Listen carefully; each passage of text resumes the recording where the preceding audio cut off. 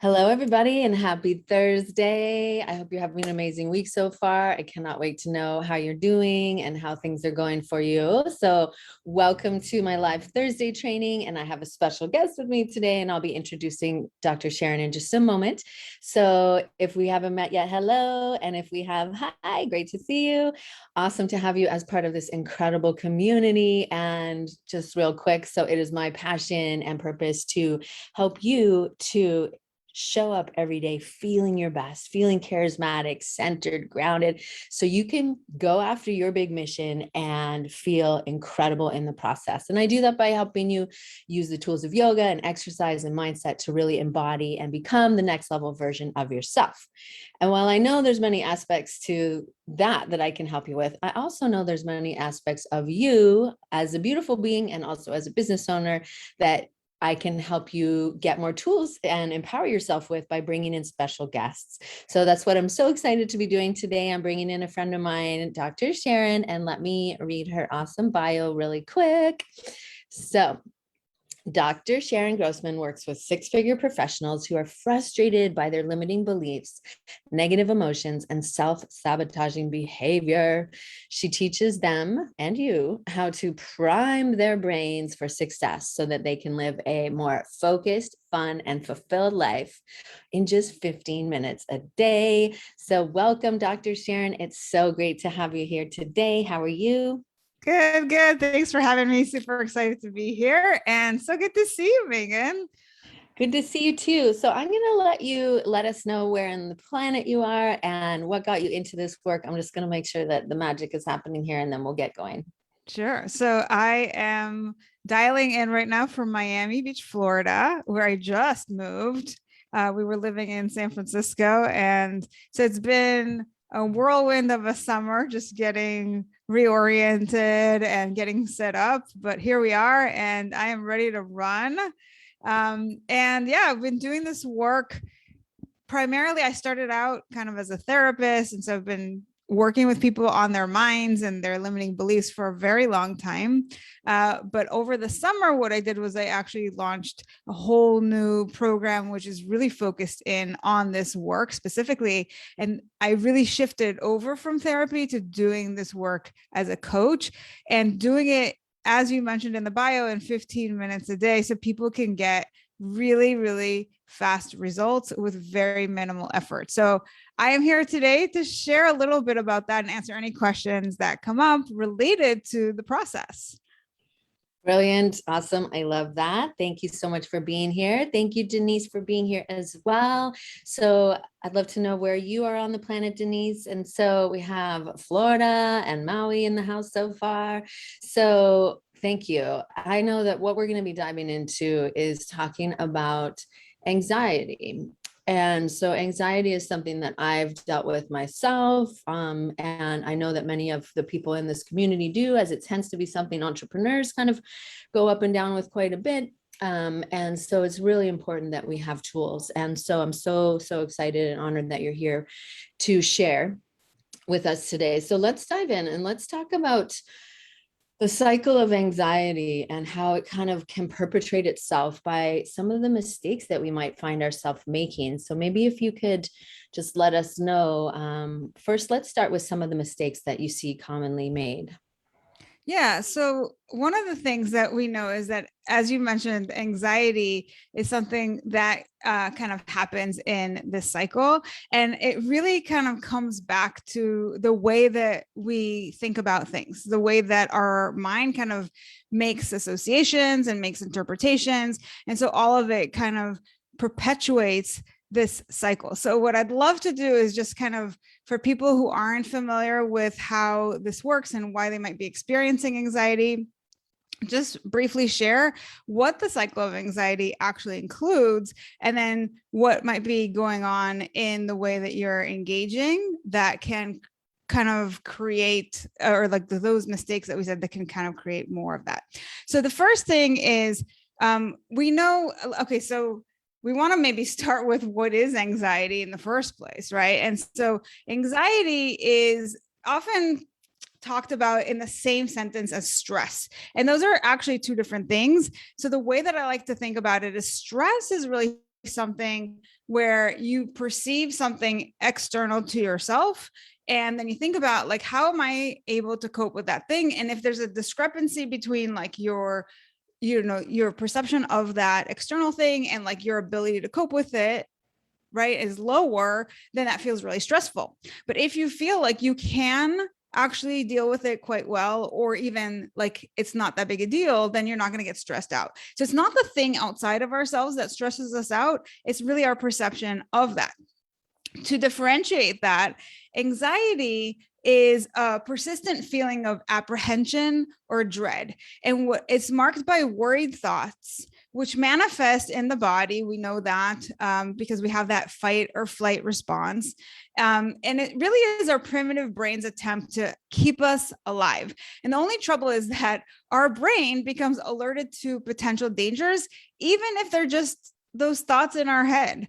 So it then becomes our job to be able to distinguish between what's real, what's imagined, and to get our prefrontal cortex back online. So back to that cycle of anxiety, what we know is that we tend to overestimate threat, probability, and cost. And what I mean by that is that when we are in a situation like this happened with COVID, right, where a lot of times people would hear about, oh, I have to quarantine, or I have to work from home, or my kids can't go to school, or whatever the case may be. And they're getting these red signals like danger, danger, right? And so we perceive these situations to be more threatening than maybe they really are, because our brain, again, is creating those worried thoughts. And we also anticipate that it's going to cost a lot, that it's going to like, oh my God, I had like one client that at the very beginning of COVID was like, I'm going to be like so trapped, feel like staying in my house. I don't know how long this is going to take. And so we kind of blow this thing out of proportion before it's even started, right? We're already kind of traumatized just in our minds. And then from there, what we do is we increase our attention to potential threats. So now we're like in that mode and we're like scanning the environment and we're like, where's the next threat coming from? And now we're like on alert. And so now that's where that fight or flight situation actually happens, because now it's like all the adrenaline is rushing through us and like we can't stay calm, because now it's like someone's turned that switch on. And then what happens, what's that? I said that makes sense. And so that's it, really interesting. Seems to be a very self-perpetrating cycle, right? So yeah. And then the third step is that now I'm worried about everything. And because I'm worried, I'm avoiding things. And so the more I worry, the more I avoid, the more I'm overestimating the threat probability and cost. And that's I'm coming back to that cycle all over again. that makes sense. That makes sense. So as you guys arrive, let us know how you're doing. So we're talking with Dr. Sharon today about the cycle of anxiety and how we can start to get in a bit of a loop with that. And so hyper vigilant about what's going on and really in that place of fight or flight, which is a naturally protective mechanism, of course. But we're talking a little bit about how we can start to become more aware of maybe some of the little things that we might be doing unknowingly or knowingly that are really perpetuating that cycle. So let us know one of the mistakes that you see people making. Yeah. So again, the first mistake is we're overestimating that threat probability. And so because our brain really likes certainty, it tends to fill in the blank about what's going to happen, even in situations where we have no way of really knowing the truth. And our brain can take entirely unlikely circumstances. Like if you are listening to this, put in the chat if this is something that happens to you, where it's predicting that they're going to very likely happen, right? Have you ever done that where you're like, and then you look back at it and you're like, yeah, that's probably like a long shot, right? But in that moment, it's like your brain is automatically like saying like, oh, this is definitely going to happen. And then you get into that cycle and it's catastrophizing about how costly that's going to be in your life. So an example is, maybe my boss wants to meet with me today and I think I'm going to be fired. Right. Oh, just because they asked for a meeting. And then I start to think, well, if I lose my job, then I'm not going to be able to pay my rent. And like, I'm already kind of cycling out, right? I'm spiraling. And so we're fortune tellers. Exactly. It's that prediction. It's that kind of mind error, right? That thought error. So so something to consider, if this is something that your brain does, is imagine if instead of worrying all the time, what it would be like if you were more present and confident in your ability to handle things as they come, right? And I teach a lot of things, and I think this is perhaps one of the most important things that I think people overlook is trust in yourself to have your own back and to be able to handle things as they come instead of always planning, right? It's like when we have that anxieties, we think that we have to know all the answers in advance. We have to have a plan so that we're ready, right? Because if we're not ready, something bad's going to happen. And I think the best thing you can do is to just let go of that and be able to just believe in yourself that like, I don't, and the truth of the matter is like, even when we have all these plans, guess what happens? Most of the things that we think are going to happen actually don't happen. And then the things that we don't even think about happen. And then we do have to figure it out in the moment. So it's like, why are we spending all this time and energy planning? Right. Right. I like that. It seems a really empowering perspective. And I think it reminded me of, I don't know who it is, and I might, relocate some of the words, but that anxiety or worry is a misuse of our imagination, because we tend to like get into this like, oh, what if all of these horrible things are going to happen, and like you said, half of them never happen, or they're different than we think. And so I love that, really coming back to center and empowering yourself and trusting, and it's like living as if life is rigged in your favor and trusting that there's a divine order and whatever, analogy you like to use for that. But I love that. So that's a good thing to be aware of. Okay. So that's one. Yeah.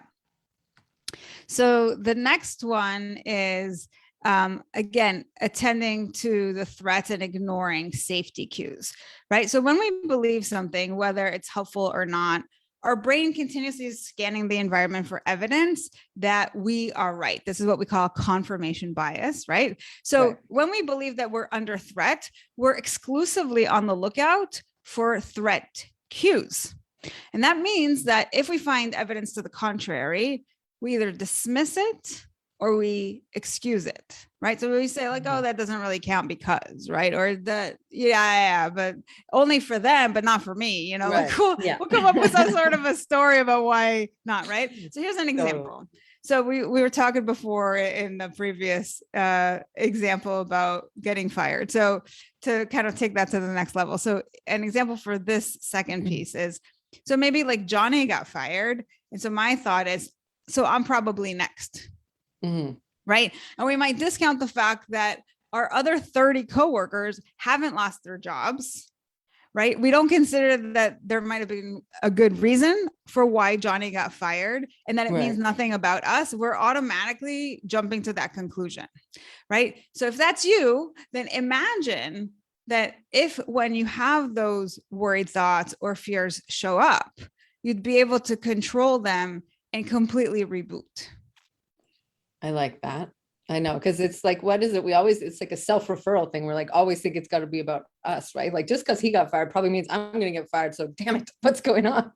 Okay. So I like that you're giving that opposite side. So yeah, what if you could be in control of those thoughts and feelings? And so that's a beautiful way to really, again, empower yourself in those moments. Yeah. So it's like you have to put things into perspective and think about likelihood. Right. That's a big thing that I teach people to do, especially when they catastrophize, is like, okay, so you might be worried about that, but like, how likely is that really? Right. And how many times have you gotten fired before? And how many other people have gotten fired in your company? And so on and so forth. So you really want to kind of zoom out, look at the big picture and put things into perspective. That's important. Yeah, that like 30,000 foot view rather than like, oh no, it's all falling apart. So let us know if you guys can relate to any of these. I certainly can. Today we're talking about anxiety and how we can kind of like have our own role in that. And so some of the mistakes that we may or may not be making. So what is the third one that we want to be really attentive to? Right. So then the other thing that we do is we avoid potential threats or we worry endlessly about them. Okay. Oh, yeah. Now it seems rational that we'd want to avoid a threat, but if those threats are imagined, right? And if we're anxious about situations that are new or unpredictable, then the truth is that our life isn't really in danger. And when we give into anxiety, either by ceaselessly worrying or by avoiding life, we stay stuck. You can't grow by always playing it safe. You have to take risks. You have to allow yourself to fail, and you have to learn from your mistakes so that you can become stronger and more resilient. So if that's you, then imagine if when you are anxious, rather than letting it linger and lead to problematic coping behaviors, if you would instead dive into tools and strategies that create an instant shift. I love it. That's super key.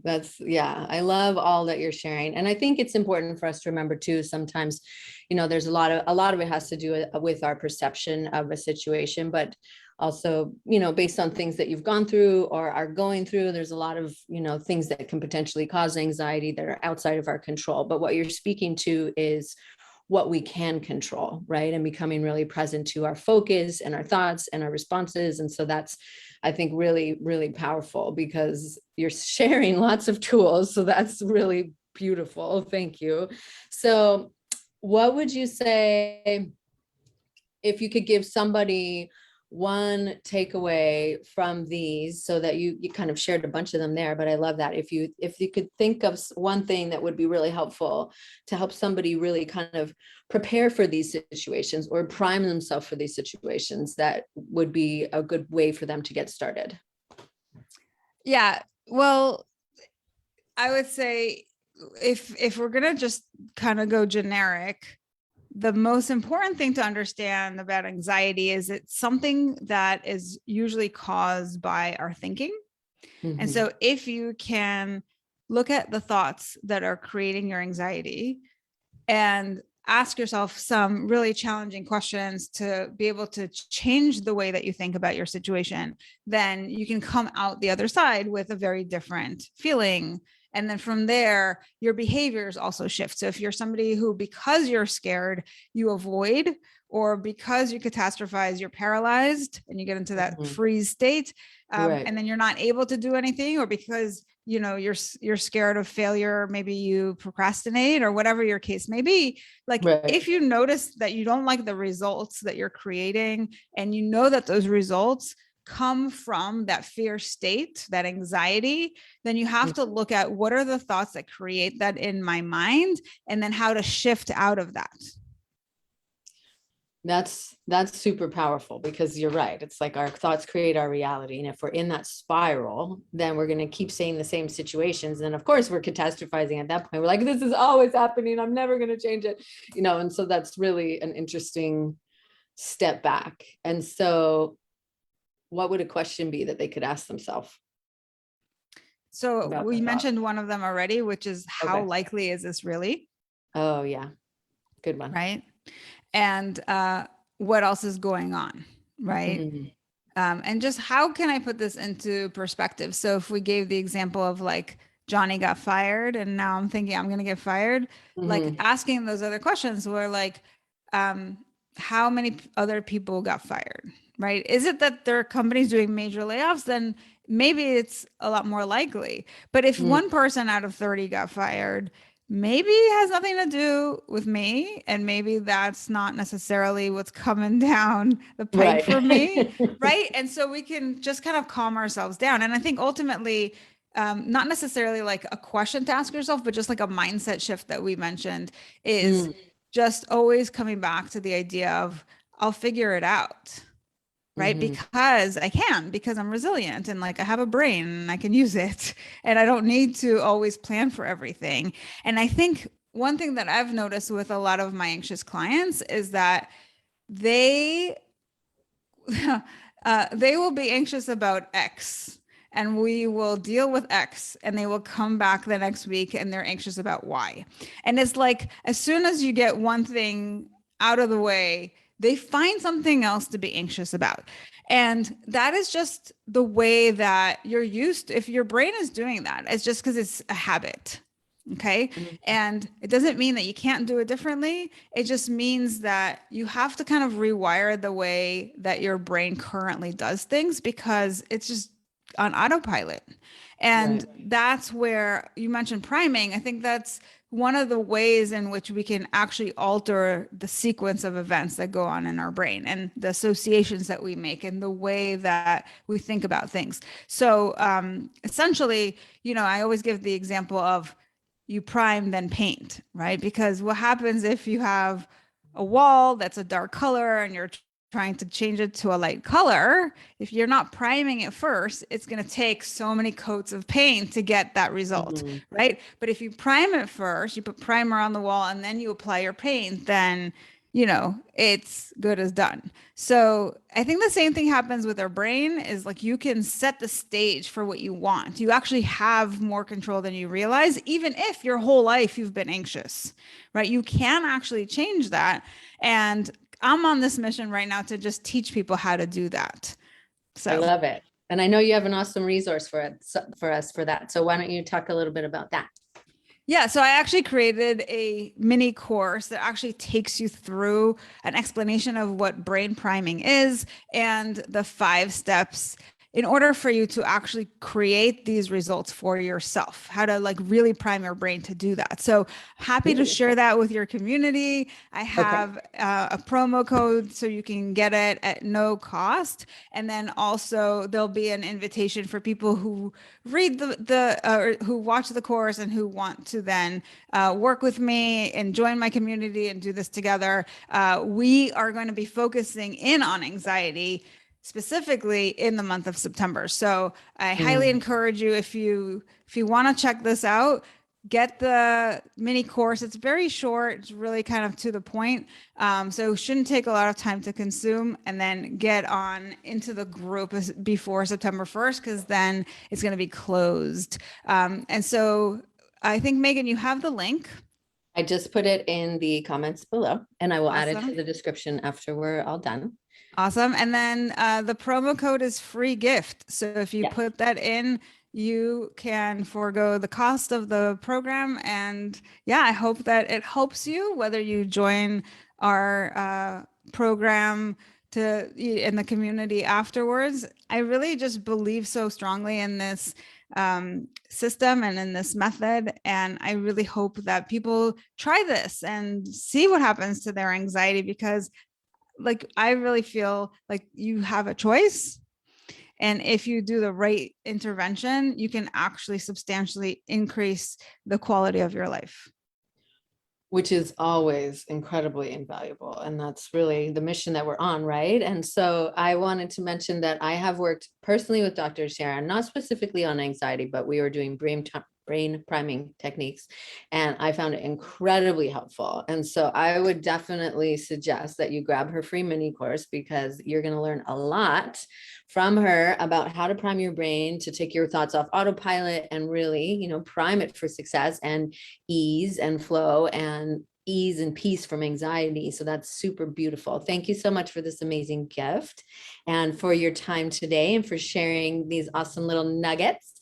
So as we wrap up, was there anything that you wanted to share that you feel like you didn't get to yet? No, just I want to really thank you for having me, and it just allows me to kind of spread the word and let people know about the work that I'm doing. And thanks for everybody who's watching, and hope that it was valuable and that you've taken away some goodies. Absolutely. Yes. So speaking of goodies, make sure to grab the free gift that we put in the comments below. And then after you watch this, please let us know. Let us know if you saw yourself in any of those habits, or if you are feeling inspired and you want to, focus on one thing. So let us know in the comments below what really landed for you, and that we can cheer you on. And so Dr. Sharon is part of this incredible community. She's happy to answer any questions that you might have. So feel free to tag her in the comments below, or after you grab the gift, you'll be able to connect with her directly via email. So thank you so much again for being here, Dr. Sharon, and for sharing your gifts and for helping people to prime their beautiful brains, that supercomputer in your skull. And if you have any questions or anything, please feel free to reach out. Definitely share your takeaways in the comments below. And I hope you to continue to get the tools you need to thrive and empower yourself and continue forward bravely on your incredible journey. And so thank you again for being part of this amazing global community of elevated and empowered entrepreneurs. It's an honor to have connected with you, Dr. Sharon, and with all of you beautiful people, and have an amazing rest of your day. Thank you so much. Thanks, everyone. Yes, you're welcome. Take care. Bye-bye. Bye.